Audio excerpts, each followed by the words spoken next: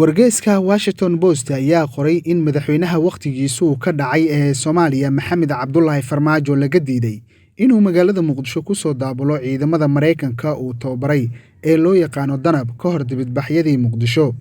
Sarkaal ka tirsan ciidanka Danab oo aan magaciisa la xusin ayaa Washington Post u sheegay in madaxweyne Farmaajo uu taliyaha Danab weydiistay in qaar ka mid ah ciidamada uu ku soo daabgurayo gudaha magaalada Muqdisho hase yeeshee codsigaasi laga diiday.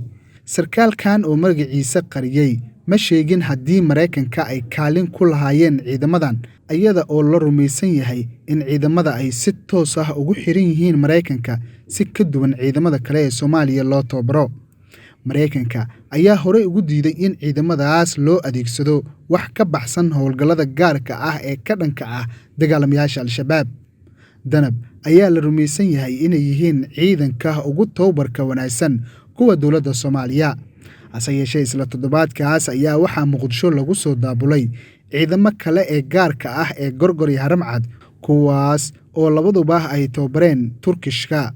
Ciidankaas qaarkood ayaa loo adeegsaday weerarada lagu qaaday qaar ka mid ah musharaxiinta mucaaradka iyo waliba iyagoo rasaas ku furay dibadbaxayaal taageersan.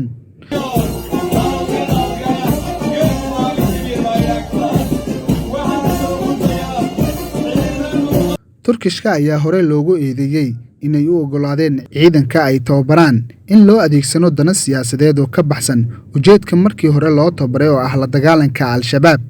Turkishka ayaa ku dooday in shaqadoodu ay tahay inay tababaraan ciidanka balse sida loo adeegsanayo ay tahay arrin u taala dowladda Soomaaliya. Cabdifataax Muumin 5TV Muqdisho. abka Dahab Plus iyo casriyeynta adeegyada shirkadda Dahab Shell. Dahab Plus oo kuu fududeynaya isla markaasina kuu koobaya dhammaan baahiyaha adeeg ee e-Dahab, Dahab Pay iyo adeegyada shirkadda Somtel. Markasta iyo mar kastaba ku isticmaal applicationka Dahab Plus.